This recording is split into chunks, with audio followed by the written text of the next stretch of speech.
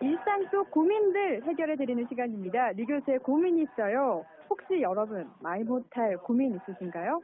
어떤 것이라도 상관없습니다. 이 시간 류 교수님과 함께하는 특별한 고민 해결의 시간 마련했습니다. 류 교수님 전화 연결돼 있거든요. 교수님 안녕하세요. 네, 안녕하세요. 반갑습니다. 류지연입니다. 반갑습니다. 네, 잘 지내셨죠? 네, 잘 지내고 있었습니다. 네, 고민 있어요를 통해서 많은 분들이 고민을 해결하고 계시는데 교수님 어떠신가요? 네, 100명의 사람이 있으면 100가지 고민이 다 있습니다. 예. 네. 이 털어놓는 것에 주저하지 말고요. 털어놓을 수 있는 용기가 있다면 해결할 용기는 따라오는 법입니다. 맞습니다. 다양한 고민들 저희가 접하고 있는데 오늘은 또 어떤 고민을 가지고 오셨을지 궁금하시죠? 네, 궁금합니다. 네. 어떤 고민 오늘 준비되어 있는지 한번 먼저 들어볼게요. 네. 저는 40대 후반의 남자고요. 저는 최근에 이혼을 해서 앞으로 삶을 어떻게 살아야 되는지 방향을 잡아야 되는데 아직 그 방향이 안 서서 그게 고민입니다. 지금까지는 남들처럼 이제 결혼해서 아이를 키우고 이렇게 사는 거를 목표로 했는데 그게 바뀌어서 앞으로 삶을 이제 어떻게 새로운 삶을 살아야 되는지 삶의 목표를 어디에 두어야 되는지 그런 게 이제 가장 큰 고민입니다. 두 가지 갈래길에서 고민하시는 거예요? 그러니까는 새로운 사람을 만나서 다시 시작을 해야 되는지 아니면 그냥 이대로 혼자 살면서 혼자만의 그 생활을 해야 되는지 그런 거에 대한 정리가 아직 안 돼서 거기에 대한 고민이 있습니다. 네, 네. 오늘의 고민은 네, 네, 40대 후반의 네. 남성분이시고요. 최근에 이혼을 하셔서 이제 네. 어떻게 앞으로의 삶을 꾸려야 하는지에 대한 고민을 하고 계시는 것 같아요. 어떻게 보면 이분의 어떤 인생의 전환기라고 할까요? 그렇죠. 예. 그 이혼한 사람의 문제는 아마 그 인류가 그 결혼이라는 관습을 가지잖아요. 그래서 네. 끊임없이 이어져 올 거라고 생각이 듭니다.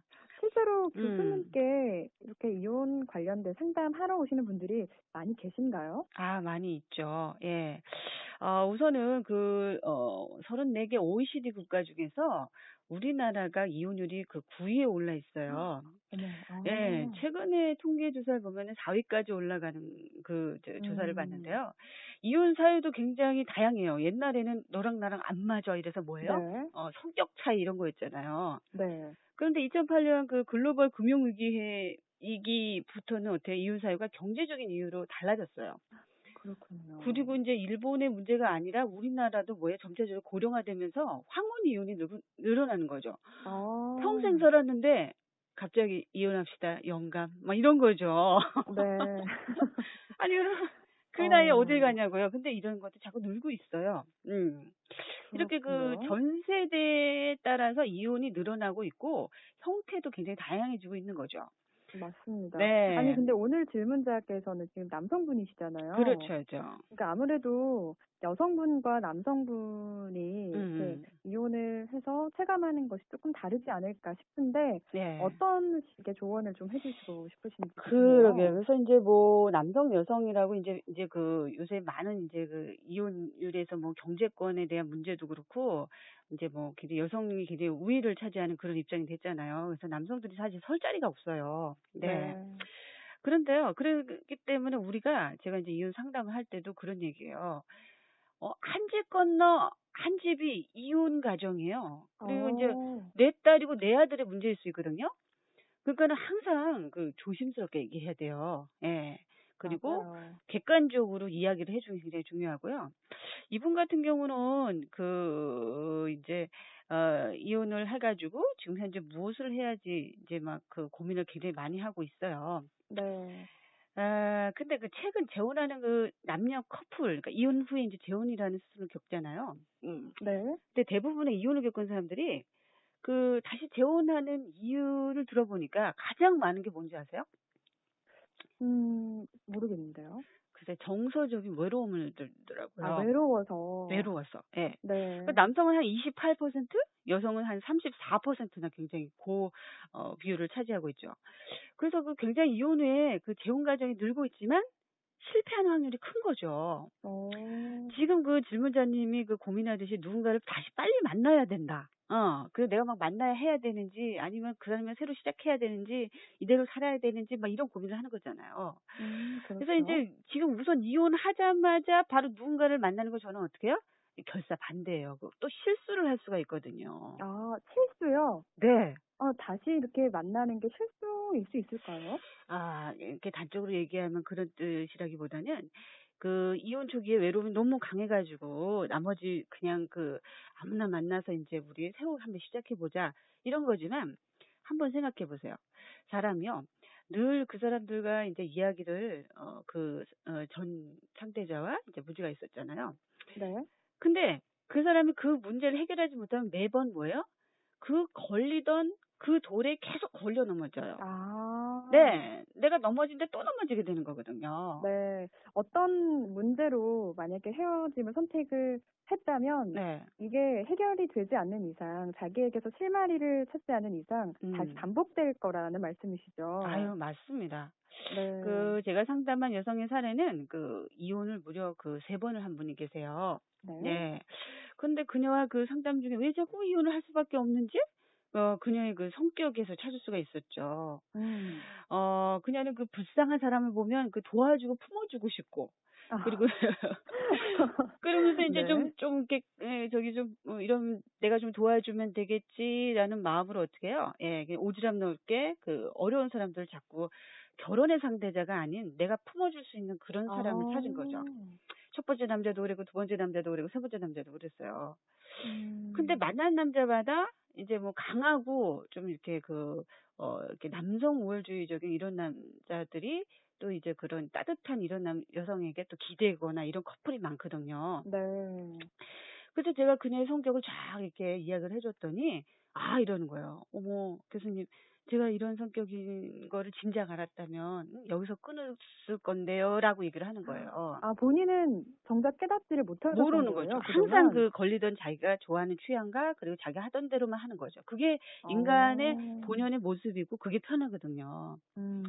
그러면서 이제 그 성격 상담을 통해서 이제 지금은 이제 4번째 만난 분과 잘 살고 있어요. 근데 부디 계속 예. 잘 지내셨으면 좋겠어요. 이렇게 자신의 이야기를 전문가의 도움을 받는 것도 추천을 합니다. 예. 네. 자꾸만 정서적인 외로움 때문에 새로운 사람을 만난다. 이런 일은 자꾸 반복하면은 계속 삐걱거리게 되는 거죠. 맞아요. 예. 일단은 본인에게 어떤 문제점 혹은 상대방과의 관계에서 어떤 문제점이 있었는지를 깨닫고 나서 누군가를 만나는 것도 네. 좋지 않은 것 같아요. 맞습니다. 시간을 좀 두고 생각을 좀 해봐야겠죠. 네, 맞습니다. 예. 그리고 또 아이들 문제도 있으니까. 그렇죠. 네. 아이들 문제는 아주 큰 문제죠. 그 얘기를 하자면 얘기가 길어지니까. 네. 이렇게 새롭게 누군가 만난다는 게 시간을 두고 좀 생각을 해볼 문제예요. 예. 그래서 내가 지금 현재 우선순위를 정해야 돼요.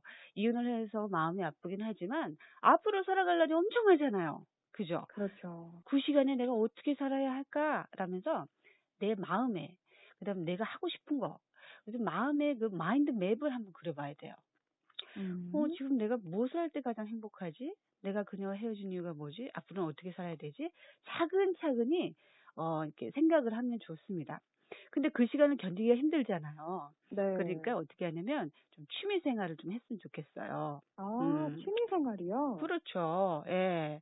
그래서 요리도 배우고, 예. 그리고 이제 좋아하는 일도 하고, 그다음에 그동안 못 갔던 해외여행도 좀 다니고, 이러면서 인생을 다시 즐길 수 있는 기회를 한번 생각하면서 나를 좀 돌아보는 게 지금 가장 중요한 것 같아요. 맞아요. 그 시간에 그냥 남들의 시선 의식하고 우울해 하시지 마시고 차라리 그 시간을 조금 알차게 꾸며보는 것도 좋을 것 같아요. 생각의 전환을 하셔서. 그렇죠. 아이고, 네, 저보다는 취미 상담하는 활동도 게 많이 낫겠습니다. 우리 박지연 선생님. 제가 교수님과 네. 이야기를 계속해서 나누다 보니까 저도 모르게 약간 상담자의 그런 마인드로 점점 가고 있는 것 같아요. 좋은 현상이에요. 재밌기도 하고요. 네.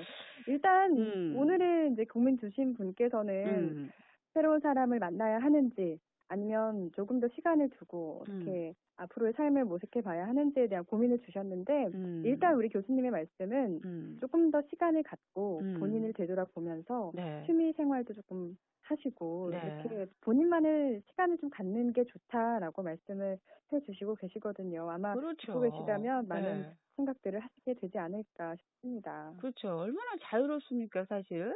예. 사실은 어떠한 이유로, 이혼의 사유도 참 많잖아요. 참, 부득이하게 이혼할 수도 있고, 그 다음에 이혼할 수밖에 없는 상황일 수도 있고, 예.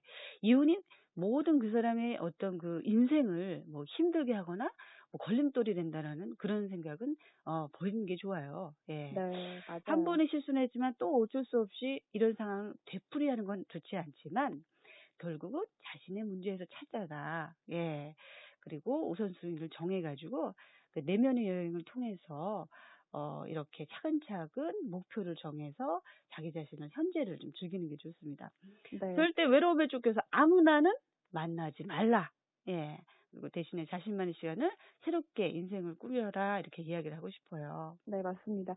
저는 얼마 전에 사실 이혼이라는 것 자체가 잘못된 건 아니잖아요. 그렇죠. 그리고 그 나름마다 이혼하고 다 이유가 있죠. 그렇죠. 이혼하고 이제 재혼하는 것도 잘못은 아닌데 얼마 전에 어떤 어머니께서 저에게 나이 차이가 많이 나는 신랑분이 계시는데 네. 자기가 재혼을 했다. 그러면서 사람들이 워낙에 불륜으로 많이 보니까 저한테 이야기를 하시는 거라고 그렇게 또 이야기를 하는 걸 들었었거든요. 그래서 얼마나 예. 본인들 이런 일을 당한 분들은 예. 남들의 시선을 의식하고 계시고 음. 이런 걸 많이 느낄 수 있었어요. 네. 근데 정말 이런 건 남들의 시선 의식하기보다는 네. 본인의 삶이니까 당당하게 저는 네. 그런 일들을 그렇게 생각하지 않으셨으면 좋겠거든요. 그래요. 아유, 오늘 박지원 선생님 얘기 들으니까 재밌는 게 네. 떠오르는데, 네. 그러니까는 그 이제 심리학적 용어로 얘기하면 누군가가 내게 막 상처를 줘요. 예.